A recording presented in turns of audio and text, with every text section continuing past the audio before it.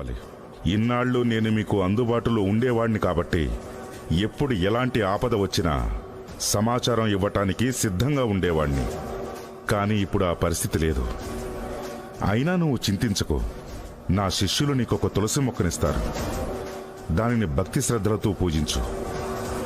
ఆ తులసి మొక్క పచ్చగా ఉన్నంతకాలం మిత్రకి ఎలాంటి ఆపద ఉండదు. ఆ తులసి మొక్క కాస్త వాడినా, దానిలో ప్రకాశం ఏమాత్రం తగ్గినా మిత్రకి ప్రమాదం పొంచి ఉందని గుర్తుంచుకో. ఆ తులసి మొక్కే మిత్రకి ఎదురవ్వబోయే గండాలు నీకు సూచిస్తుంది. ఆ దైవం నీకు ఎల్లవేళలా తోడుగా నీడగా ఉండి మిత్రని రక్షించుకోవటానికి నీకు తగిన బలం ఇవ్వాలని కోరుకుంటూ మీ దీక్షితులు.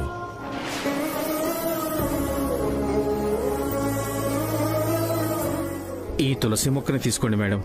దీక్షితులు గారు చెప్పినట్టు ఈ తులసి మొక్కని భక్తి శ్రద్ధలతో పూజించండి.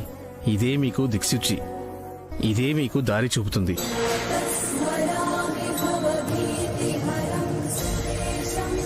గాలి సోకితే చాలు నా కొడుకు గండాల పాలవుతాడని తెలిసి కూడా నిన్ను ఈ గడపలోకి అడుగు ఎలా పెట్టనిస్తాననుకున్నావు? చూడండి అత్తయ్య గారు, మరో 6 నెలల పాటు ఇదే నా ఇల్లు. మీరు చీకొట్టినా చీదరించుకున్నా నేను ఇక్కడే ఉంటాను తప్పితే మీ మాటను మన్నించి నేను వెళ్ళిపోవడం జరగదు.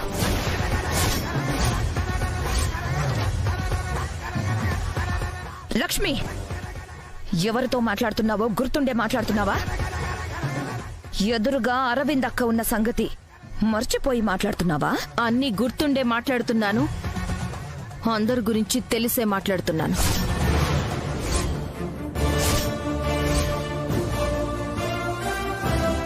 అక్క, చూసావా దాని పొగరు?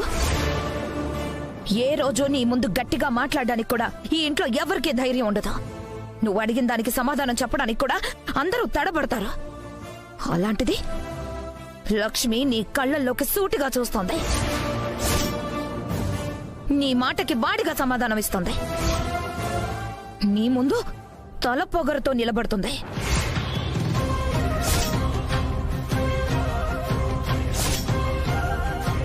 అక్క, ఇలాంటి దాంతో కబుర్లు చెప్తూ కాలక్షేపం చేయడం కరెక్ట్ కాదు.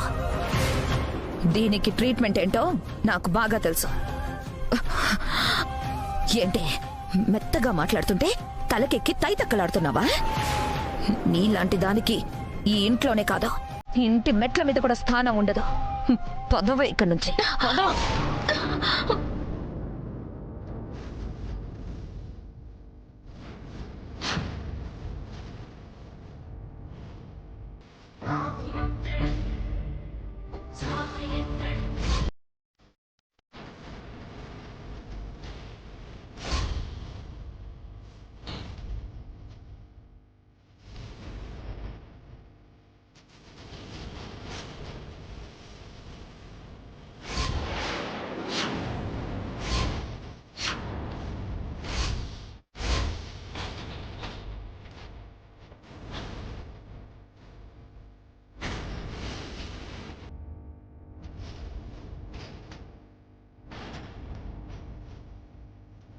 అరవిందా, మనకి లక్ష్మి మీద కోపం ఉండొచ్చు, తను చేసిన పని మనకి నచ్చకపోయి ఉండొచ్చు. అలా అని మనం చేసే పని కూడా కరెక్ట్ కాదు. ఏంటండి కరెక్ట్ కాదు? మీకు ముందే చెప్పాను కదా, నాకన్నింటికన్నా నా కొడుకు ప్రాణమే ముఖ్యమని. వాడికి ఆపద పొంచి ఉందని తెలిస్తే వాణ్ణి ఎవ్వరికీ అందకుండా ఆకాశం మీదైనా కూర్చోబెడతాను గాని ఇలాంటి లక్ష్మి లాంటి ఆపదలు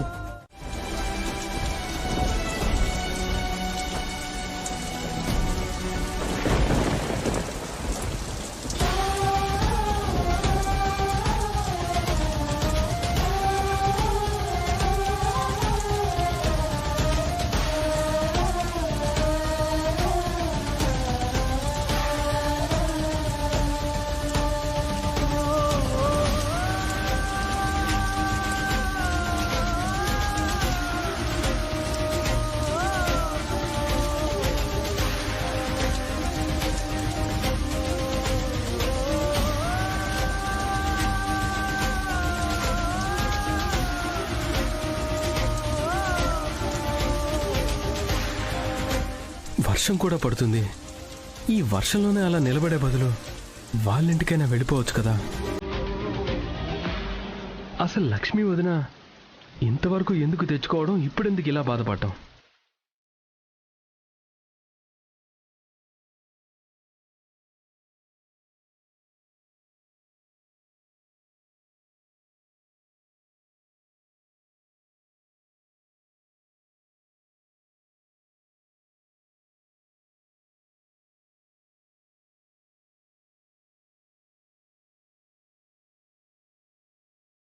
సుధీర్, ఇట్రా. ఏంటి మిత్ర భయ్యా? ఈ గొడుగు లక్ష్మికి ఇచ్చిరా. అలాగే భయ్యా. కానీ నేను ఇచ్చానని మాత్రం చెప్పుకో. అలాగే భయ్యా.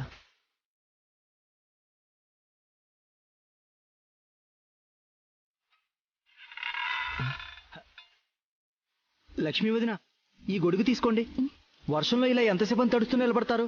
పర్వాలేదు సుధీర్, నాకు అవసరం లేదు, నువ్వు వెళ్ళు. అలా కాదు వదిన, వర్షంలో తడిస్తే మీ ఆరోగ్యం పాడైపోతుంది. దయచేసి ఈ గొడుగు తీసుకోండి. వద్దు సుధీర్, నువ్వు వెళ్ళిపో. వెళ్ళు సుధీర్.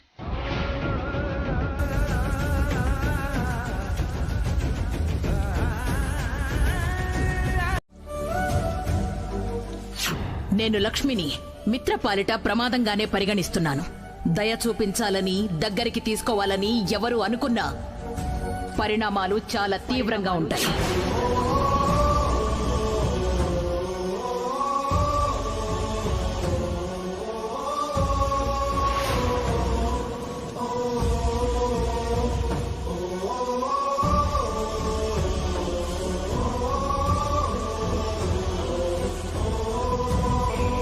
వద్దనుకొని వెళ్ళిపోయావు కదా, వేరే పోదామని నిర్ణయించుకున్నావు కదా, మళ్ళీ దేనికోసం ఇదంతా? ఏ సాధించడానికి పట్టుదల? చెప్పానుగా, కోర్టు ఇచ్చిన తీర్పుని గౌరవించాలి అనుకున్నాను. అందుకే ఎట్టి పరిస్థితుల్లోనూ నేను ఇక్కడి నుంచి కదలను. కోర్టు తీర్పని అందరినీ మభ్యపెట్టడానికి ప్రయత్నించుకో. మనసులో ఏదన్నా ఉంటే అది చెప్పు. చెప్తాను. నన్ను వద్దనుకున్నారు కాబట్టే కదా మీరు మరొక అమ్మాయిని పెళ్లి చేసుకోవడానికి సిద్ధపడ్డారు. నా మీద ప్రేమ లేదు కాబట్టే కదా మనీషాతో కొత్త జీవితాన్ని మొదలు పెట్టాలనుకున్నారు. మీ జీవితంలో నేను ఉండకూడదు అనుకున్నారు. అందుకే నేను విడాకులు ఇవ్వడానికి సిద్ధపడ్డాను. మీరు కోరుకున్నదే చేశాను కదా, మరెందుకు వేరైపోదాం అనుకున్నానని నన్నెందుకు నిలదీస్తున్నారు? చెప్పండి. మీరు ఆశపడ్డదే చేశాను కదా, ఇంకా ఎందుకు నన్ను తప్పు పడుతున్నారు? నేను అడిగిన ప్రశ్నకి మీ దగ్గర సమాధానం లేదా? లేక ఉన్నా చెప్పడం లేదా? ఏమో లక్ష్మి, నువ్వు నా జీవితంలో ఉండాలనుకున్నానో వద్దనుకున్నానో నాకు తెలీదు. కానీ నువ్వు మాత్రం వేరైపోవడానికి ప్రయత్నిస్తే అది నాకు నచ్చడం లేదు.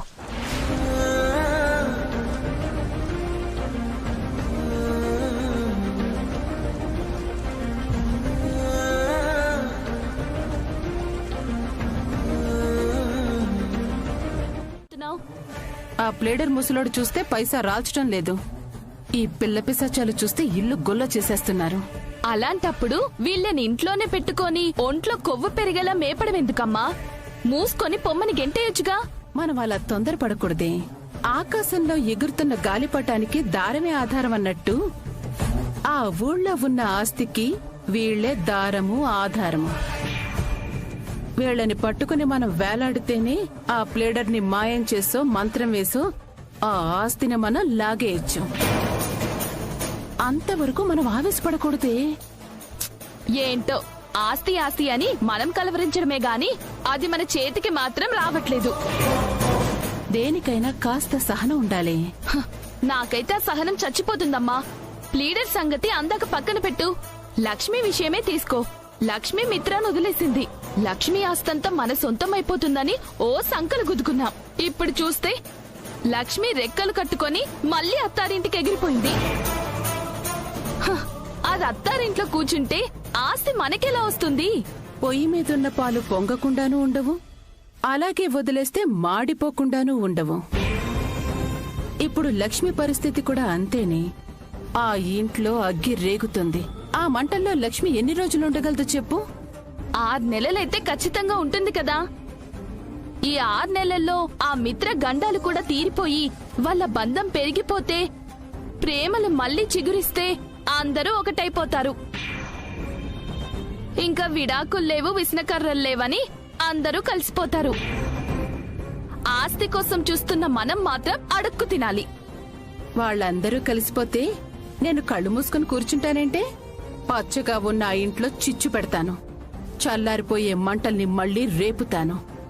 ఎలా అయినా లక్ష్మిని మళ్ళీ అక్కడి నుంచి తీసుకొచ్చేను.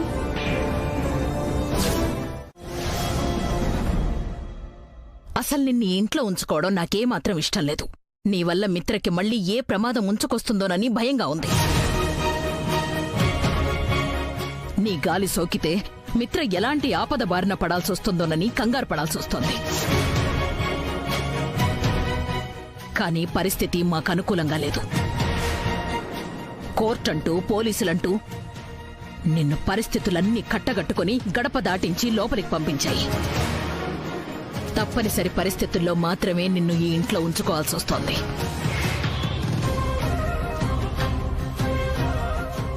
కానీ మిత్రగదిలో మాత్రం ఉండడానికి నేనొప్పుకోను.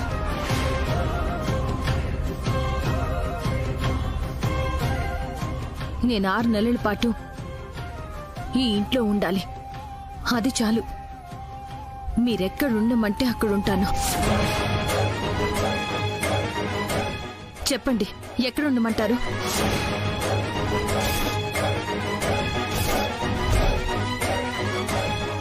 ఇంట్లో అన్ని గదుల్లోనూ అందరూ ఉన్నారు.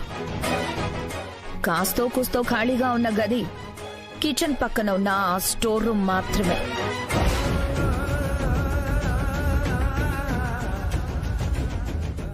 అక్కడ తప్పితే ఇంకెక్కడా ఉండడానికి లేదు.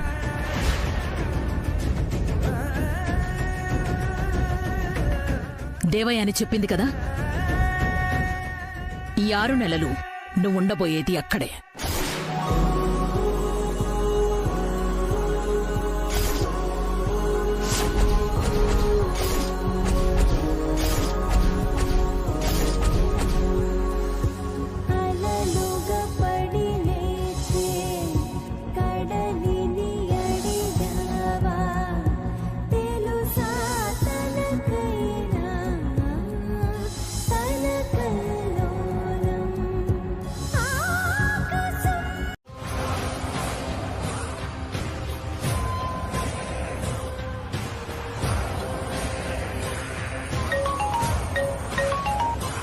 హలో దేవయాని, ఎలా ఉన్నావు? నువ్వు చేసిన పనికి నిక్షేపంగా ఉన్నానని చెప్పలేకపోతున్నాను అనసూయ. నేనేం చేశాను దేవయాని? డివోర్స్ పేపర్స్ మీద లక్ష్మి చేత సంతకం చేయించగానే నీ బాధ్యత తీరిపోయింది, బరువు తగ్గిపోయిందని అనుకున్నావా ఏంటి? కోర్టు తీర్పుని అడ్డం పెట్టుకుని అత్తారింటికి వెళ్తాను, అక్కడే ఉంటానని చెప్పినప్పుడు లక్ష్మిని నువ్వు ఆపాలా వద్దా? ఆపడానికి అగ్గిపుల్లలు వెయ్యాలని అన్ని ప్రయత్నాలు చేశాను. ఆవిడ గారు ఆగితేనే కదా. విడాకులు తీసుకుని వేరుగా ఉంటాను అన్న లక్ష్మి మళ్ళీ మిత్రతో కలిసి ఉండడానికి ఎందుకు వచ్చినట్టు? అడగ్గానే చప్పని సంతకాలు చేసి ఇప్పుడేంటి ఇక్కడికొచ్చి మా కొప్పులో నిప్పులా తయారయింది? అడగ్గానే కాగితాల మీద సంతకాలు చేసిందని మనం మురిసిపోయాం, కానీ ఆ సంతకాలు వెనక కారణాలు వేరే ఉన్నాయి. అంటే మీరంతా ఆ ఇంటి గడప తొక్కడానికి వీల్లేదని లక్ష్మిని అడ్డుకున్నారు. ఇంట్లో కడుగు పెట్టే హక్కు లేదని అడ్డుగీత గీశారు. అందుకే ఆ గీత దాటడానికి, అడ్డుకున్న మిమ్మల్ని పక్కకు తోయటానికి మనం వేసిన విడాకుల ప్లాన్ ని తనకు అనుకూలంగా మలుచుకుంది లక్ష్మి. నువ్వేం మాట్లాడుతున్నావో అర్థం కావడం లేదనసూయ. విడాకులకెళ్తే కోర్టు ఏమని తీర్పిచ్చింది? 6 నెలల పాటు భార్యాభర్తలు కలిసి ఉండాలి, ఒకరినొకరు అర్థం చేసుకోవాలి, ఆ తర్వాతే విడాకుల గురించి ఆలోచించాలి అని చెప్పిందా లేదా? ఇదంతా కోర్టు తీర్పని మనం అనుకుంటున్నాం. కోర్టు ఆ విధంగా తీర్పివ్వాలని ప్లాన్ చేసుకున్నదే లక్ష్మి. ఏం మాట్లాడుతున్నావు అనసూయ? పల్లెటూరి పిల్లకి పల్లెలు తినడం తప్ప ప్లాన్లు వేయడం తెలీదని మనం అనుకున్నాం. మన ప్లాన్ ని మనకే తిప్పికొట్టేంత తెలివితేటలన్నీ చూపించింది. కోర్టు ఖచ్చితంగా 6 నెలల పాటు కలిసి ఉండాలని తీర్పిచ్చింది కాబట్టి మీరు కూడా దాన్ని ఆపలేరు. ఆ వంకతో అదా ఇంట్లోకి అడుగుపెట్టి మిత్రాన్ని ఆ గండాల నుంచి కాపాడుకోవాలని ఆవిడ గారి ప్రయత్నం. లక్ష్మి బుర్ర ఇంత తెలివిగా ఆలోచిస్తుందని నేను అస్సలు ఊహించలేదు. కోపంలో ఉందిలే, కొంచెం రెచ్చగొట్టగానే సంతకాలు చేసేసిందిలే అనుకున్నాను. ఆ సంతకాల వెనక ఇంత ప్రణాళిక ఉందన్నమాట. మా ఆయనకు ఆపదలున్నాయి, అరటికాయ తొక్కలున్నాయి అనుకుంటూ ఇంత పెద్ద ప్లాన్ వేసిందది. మిత్రకున్న గండాల్ని తప్పించాలట, గండాల్ని దాటించాలంట. నా భర్తని అంటిపెట్టుకునే ఉండాలి, ఒంటికి నలుగులా ఉండాలి, లేకపోతే నా భర్త చుట్టూ ప్రమాదాలు చుట్టుముడతాయి, వాటి నుంచి రక్షించుకోవాలి అనుకుంటూ కంకణం కట్టుకుని మరీ వచ్చి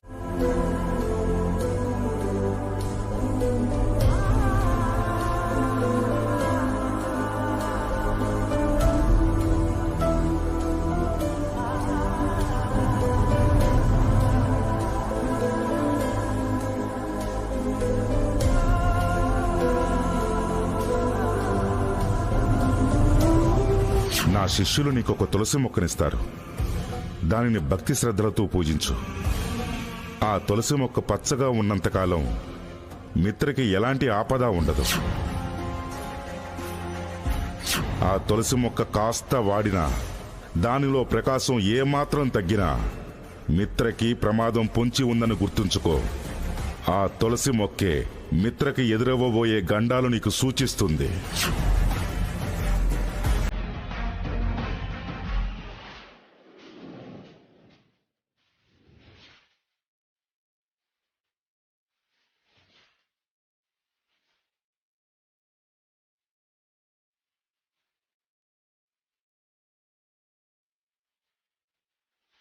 విడాకులకి సంతకాలు చేస్తే 6 నెలల్లో మంజూరవుతాయి అని, అంటే ఆ 6 నెలలు భార్యాభర్తలు కలిసి ఉండాలని కండిషన్ కూడా కోర్టు పెడుతుంది. ఆ 6 నెలల కోసమే ఆ సంతకాలు చేసింది. అందరూ విడిపోవడానికి విడాకులు అడిగితే నేను కలుసుకోవడానికి అడిగాను. అసలు మా అక్క విడాకుల వరకు ఎందుకు వెళ్ళిందో తెలుసా? అది చెప్తే ఇప్పుడు నువ్వు ఇన్ని మాటలు అనవు. వద్దమ్మా, నువ్వు నాకేమీ చెప్పద్దు, నేనేమీ వినను. నువ్వు మా అన్నయ్యను ఒక నేరస్తుడిగా, మా కుటుంబాన్ని పాపాలు చేసేవాళ్లలా చూస్తున్నావు కదా. ఇకపై కూడా నువ్వు వదిన అందరూ అలాగే చూడండి. అసలు వదిన అన్నయ్య కలవాలని ఎంతగా కోరుకున్నావో తెలుసా? ఎంతగా దేవుడికి మొక్కుకున్నావో తెలుసా? అదంతా మీకు అర్థం కాదు. అవేవి మీ కళ్ళకు కనిపించవు. ఎంతసేపు మోసం చేశారు, ద్రోహం చేశారు, జీవితాల నాశనం చేశారు అని నిందలు వేస్తున్నారు. వేసుకోండి, మా మీద నిందలు వేస్తూ మీరు హ్యాపీగా బ్రతికేయండి. బాయ్.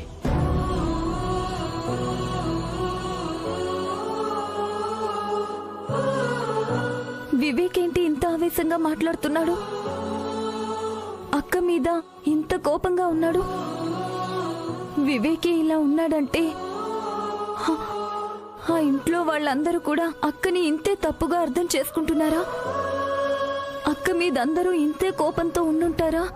ఆ కోపాల మధ్య, తాపాల మధ్య అక్కెలా ఉండగలుగుతుందో, వాళ్ళనే మాటల్ని తట్టుకుంటూ ఎలా నిలబడగలుగుతుందో.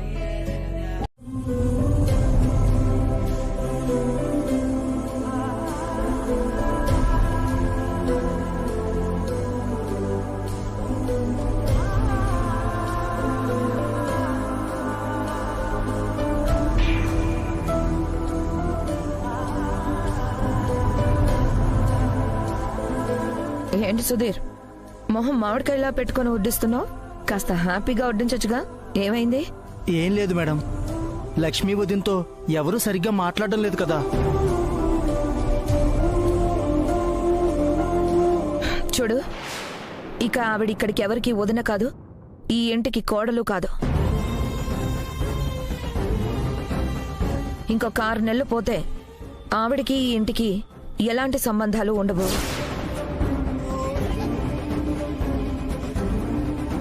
వెళ్ళిపోయే వాళ్ళ మీద అభిమానం పెంచుకోకుండా నువ్వు వండే వంటల మీద శ్రద్ధ పెట్టు.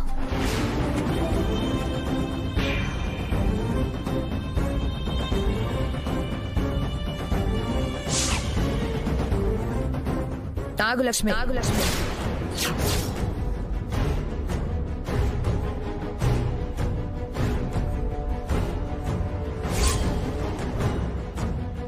ఇక్కడ మా కుటుంబం అంతా కూర్చొని భోజనం చేస్తున్నాం.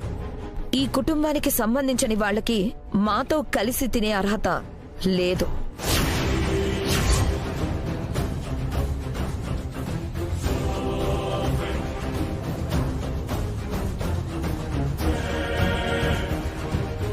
ఎప్పుడైతే నువ్వు కాలు బయట పెట్టావో, ఎప్పుడైతే విడాకులు కావాలని కోరుకున్నావో, అప్పుడే ఈ ఇంటి కోడలనే స్థానాన్ని కోల్పోయావు.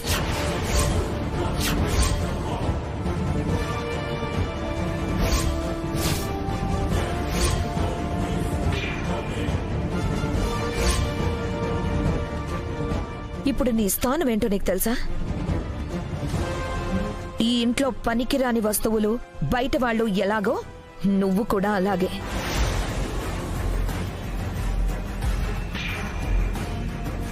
నీవు తినేశాక పని వాళ్లతో కలిసి కూర్చొని తిను.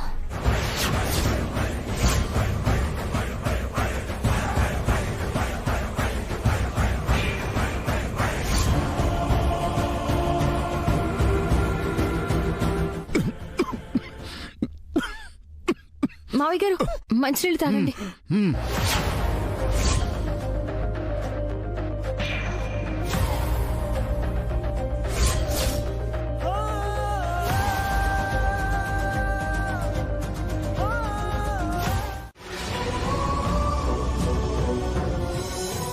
ఇక్కడ మా కుటుంబం అంతా కూర్చొని భోజనం చేస్తున్నాం. ఈ కుటుంబానికి సంబంధించిన వాళ్ళకి మాతో కలిసి తినే అర్హత లేదు. ఎప్పుడైతే నువ్వు కాలు బయట పెట్టావో, ఎప్పుడైతే విడాకులు కావాలని కోరుకున్నావో, అప్పుడే ఈ ఇంటి కోడలనే స్థానాన్ని కోల్పోయావు. లక్ష్మీ వదినా, అందరూ భోంచేసి వెళ్ళిపోయారు వదినా. మీకోసం అన్నీ సిద్ధంగా పెట్టాను. మీరొస్తే వడ్డిస్తాను. నువ్వింటికి వెళ్ళు, నేను తింటాను. అలా కాదు వదినా, మీకు వడ్డించేసి వెళ్తాను. నీకు చాలా లేట్ అయింది కదా, నేను తింటానులే, నువ్వు వెళ్ళు. సరే వదినా. జరుపుతోంది సమయం, ముగించేదెలాయ్ రణం.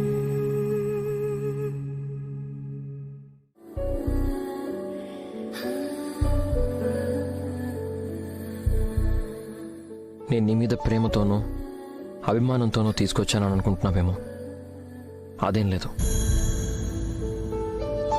మళ్ళీ నువ్వు పస్తులున్నావని, నిన్ను అవస్థలు పెట్టేస్తున్నామని పోలీసులకు ఇన్ఫార్మ్ చేస్తే మళ్ళీ పోయేది మా ఇంటి పరువే. పరిస్థితి అంతవరకు రాకూడదనే, మా వాళ్ళు అందరి ముందు తలదించుకోకూడదని నేను ఈ మాత్రం కష్టపడ్డాను, అంతే.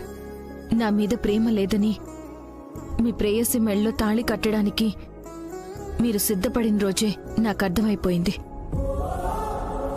ఇప్పుడు ప్రత్యేకంగా చెప్పాల్సిన అవసరం లేదు. ప్రేమ లేదని నిరూపించాల్సిన అవసరమూ లేదు. సరే సరే, అవన్నీ పక్కన పెట్టు, ముందు తిను. గుండె మీద గుండె సూది పెట్టి గుచ్చుతూ ఆ గాయానికి మందు రాస్తున్నట్టుంది మీ పద్ధతి. నన్నొక పరాయిదానిలా చూస్తూ నా వల్ల ఈ ఇంటికి ముప్పు వాటిల్లుతుంది అని చెప్తూ తినమంటున్నారే. ఇది నిజంగా నేను మనస్ఫూర్తిగా తినగలను అని అనుకుంటున్నారా? ఇది తిని కడుపు నింపుకొని కంటి నిండా నిద్రపోగలను అనుకుంటున్నారా?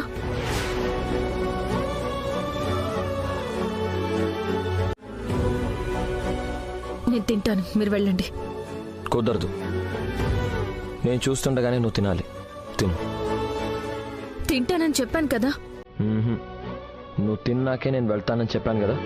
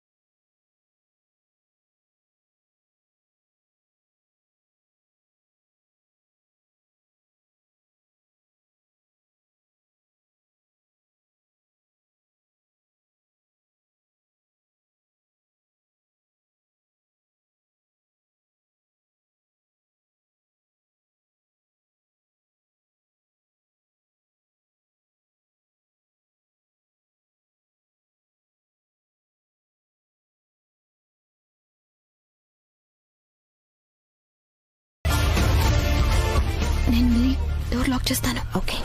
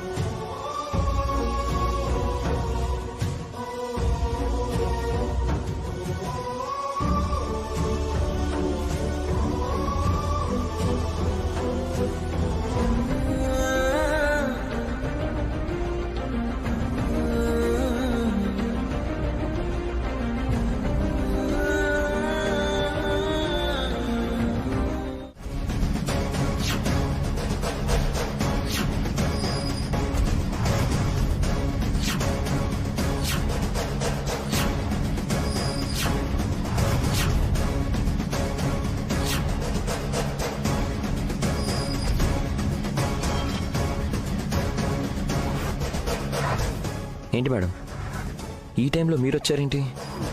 లక్ష్మి గారికి ఏదో ప్రమాదం జరిగిందని మాకు అర్థమైంది. అందుకే అర్ధరాత్రి కూడా రావాల్సి వచ్చింది.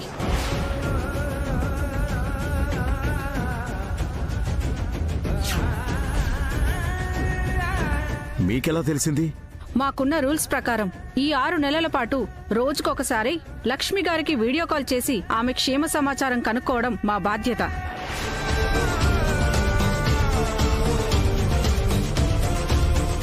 ఆ బాధ్యతలో భాగంగానే మేము ఆమెకి వీడియో కాల్ చేయడం జరిగింది. లక్ష్మి గారు లిఫ్ట్ చేశారు, కానీ మాట్లాడలేక ఉక్కిరి బిక్కిరవుతూ చాలా సతమతమయ్యారు. అందుకే అనుమానం వచ్చి రావాల్సి వచ్చింది.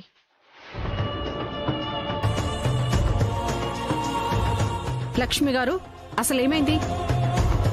నేను నిద్రపోతూ ఉండగా ఒక్కసారిగా ఊపిరి అందడం లేదనిపించింది. తర్వాత కళ్ళు తెరిచి చూసేసరికి చుట్టూ పొగ. ఏమవుతుందో అర్థమయ్యే లోపే కళ్ళు తిరిగి పడిపోయాను.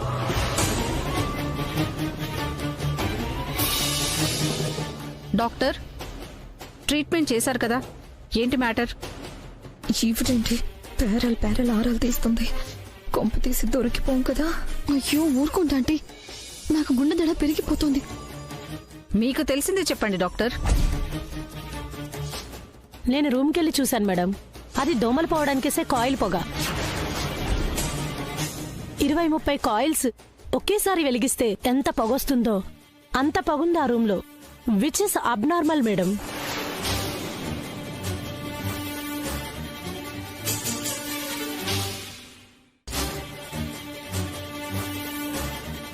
నా అనుమానం నిజమయ్యింది. లక్ష్మి గారిని ఏం చేద్దామనుకున్నారు చెప్పండి. వదిలించుకోవాలని ప్రయత్నించారా?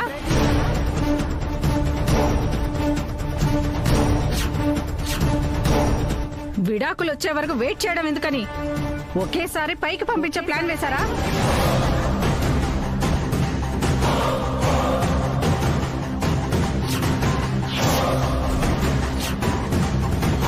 అదేంటి మేడం అలా అంటారు? ఇప్పుడు నీకు సంతోషంగా ఉందా లక్ష్మి? నందన్ ఫ్యామిలీ పరువు తీయాలని, నందన్ కుటుంబాన్ని వీధికి లాగాలని కంకణం కట్టుకున్నావా ఏంటి? ఏనాడు ఈ ఇంటి గడప తొక్కని పోలీసులు ఇప్పుడు నీ వల్ల రోజుకొకసారి వస్తున్నారు. కుటుంబం మొత్తాన్ని నేరస్తులా చూస్తున్నారు. నిన్ను ఏం చేస్తామో అని మమ్మల్ని భయపెట్టి వెడుతున్నారు. ఇంతకంటే ఘోరమైన అవమానం ఈ నందన్ ఫ్యామిలీకి ఉండదు. అది కాదత్తయ్య గారు, పోలీసులు ఇలా వస్తారని నాకు కూడా తెలీదు. అబద్ధం చెప్పక లక్ష్మి.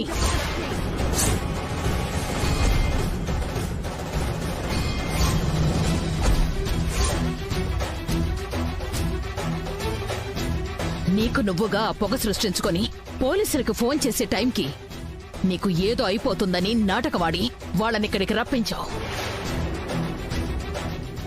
మా మీద కక్ష కట్టి మాకు వార్నింగ్ ఇచ్చేలా చేసి పంపించావు, అంతే కదా?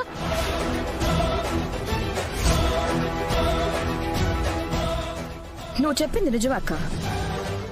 దోమల కాయిల్స్ ఒకటి వెలిగించుకోవాలి, లేకపోతే 2 వెలిగించుకోవాలి.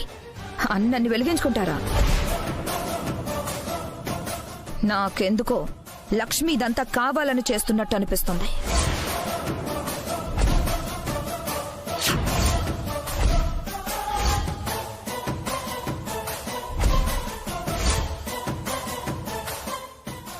ఎగ్జాక్ట్లీ అంతే ఆంటీ. పోలీసుల దగ్గర సానుభూతి కొట్టేయడానికి, మన మీద వాళ్ళకి అనుమానం కలిగించటానికి చాలా మంచి దారి వెతుక్కుంది లక్ష్మి.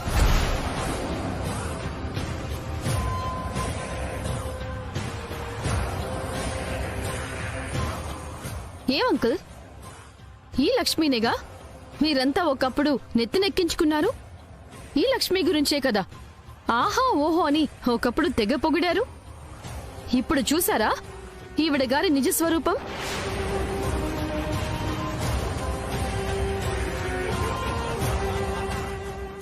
దయచేసి నన్ను తప్పుగా అర్థం చేసుకోకండి. మావయ్య గారు, మీరైనా చెప్పండి. ఇక్కడ ఎవరు తప్పు చేశారు, ఎవరు ఒప్పు చేశారో నాకు తెలియదు లక్ష్మి. కానీ ఒక్క మాట మాత్రం నిజం. కేవలం నీ వల్ల, నువ్వు చేసిన పని వల్ల ఈరోజు పోలీసులతో మాటలనిపించుకుంటున్నా.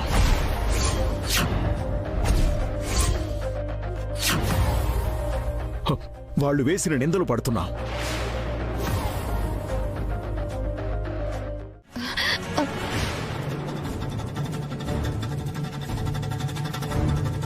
Thank you so much.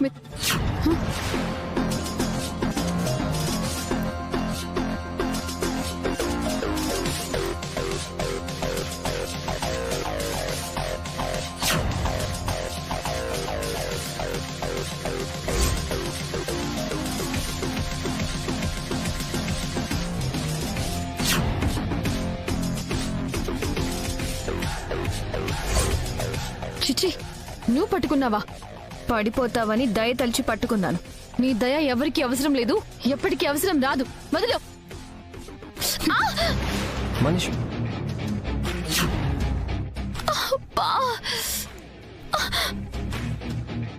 వదిలేయమంటే అలా వదిలేస్తావా? నీ మాటని గౌరవించాను మనీషా. మాట మార్చుకో. నువ్వు కావాలని చేశావని నాకు తెలుసు. తెలుసుగా, తెలిసి అడుగుతావెందుకు? తెలివిగా మాట్లాడుతున్నా అనుకుంటున్నావా? ఇక్కడ తెలివితేటలు ప్రదర్శించిందెవరో, ఆ తెలివితేటలు బెడిసి కొట్టి ఇలా కింద పడింది ఎవరో నీకు బాగా తెలుసు. మరీ అతి తెలివితేటలు ప్రదర్శించుకు. ఏదో చెయ్యబోతే ఇంకేదో జరుగుతుంది. ఈసారి నిజంగానే నడుము విరిగినా విరుగుతుంది. నీ తెలివితేటలు ప్రదర్శించడం ఆపేసి కాస్త జాగ్రత్తగా నడుచుకోవడం అలవాటు చేసుకో.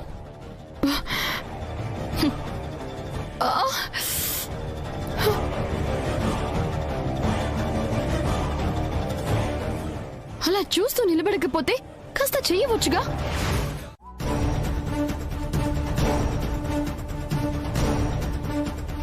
వదిలో.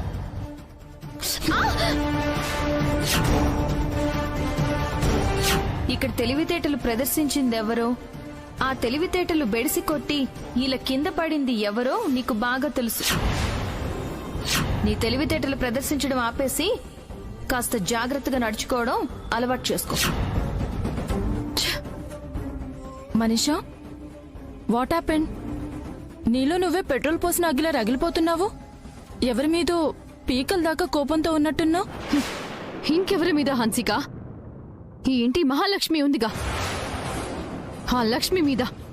మళ్ళీ ఏమైనా చేసిందా? అడుగడుగునా అవకాశం దొరికినప్పుడల్లా నన్ను అవమానిస్తూనే ఉంది. ఆ అవమానానికి ప్రతీకారం తీర్చుకునే అవకాశం నాకు రావడం లేదని నా మీద నాకే చిరాగ్గా ఉంది. తన మీద తాత్కాలికంగా ప్రతీకారం తీర్చుకునే ఒక ఐడియా చెప్పనా? ఏంటది?